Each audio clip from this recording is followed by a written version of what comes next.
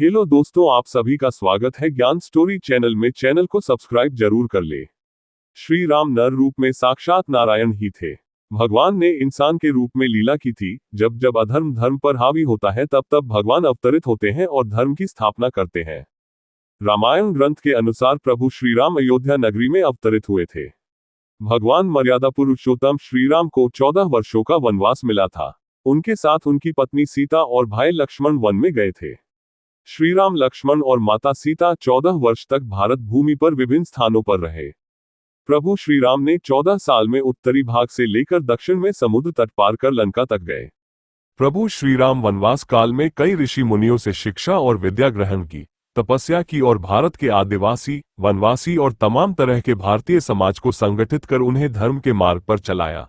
रामायण के अनुसार जब भगवान श्री राम को वनवास हुआ तब उन्होंने अपनी यात्रा अयोध्या से प्रारंभ करते हुए रामेश्वरम और उसके बाद श्रीलंका में समाप्त की।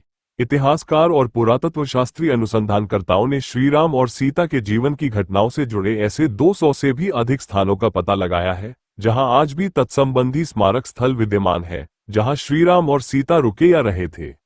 अयोध्या में श्री राम को जब वनवास हुआ तो वे सबसे पहले तमसा नदी पहुंचे, जो अयोध्या से 20 किलोमीटर दूर है। इसके बाद उन्होंने गोमती नदी पार की और प्रयागराज, इलाहाबाद से 20-22 किलोमीटर दूर वे श्रृंगवीरपुर पहुंचे, जो निषाद राजगुह का राज्य था।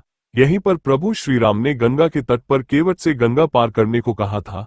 रामायण में इलाहाबाद से 22 मील उत्तर पश्चिम की ओर स्थित सिंगरौर इस नगर का उल्लेख आता है। यह नगर गंगा घाटी के तट पर स्थित था। उत्तर प्रदेश के इलाहाबाद जिले में कुरई नामक जगह है। गंगा के उस पार सिंगरौर तो इस पार कुरई है। कहा जाता है कि सिंगरौर में गंगा पार करने के पश्चात श्री राम इसी स्थान पर उतरे थे। इस गांव में एक छोटा सा मंदिर है, जो स्थानीय लोकश्रुति के अनुसार उसी स्थान पर है। कुरई से आगे चलकर श्री राम अपने भाई लक्ष्मण और पत्नी सीता सहित प्रयाग पहुंचे थे। श्री राम ने संगम के समीप यमुना नदी को पार किया और फिर चित्रकूट पहुंच गए। चित्रकूट वह स्थान है जहां राम को मनाने के लिए भरत अपनी सेना के साथ पहुंचे थे। मध्य प्रदेश स्थित चित्रकूट के पास ही सतना में अत्रि ऋषि का आश्रम था। महर्षि अत्रि चित्रकूट के तपोवन में रहते थे। वहां श्री राम ने कुछ वक्त बिताया। अत्रि ऋषि की पत्नी का नाम है अनुसुया, जो दक्ष प्रजापति की 24 कन्याओं में से एक थी।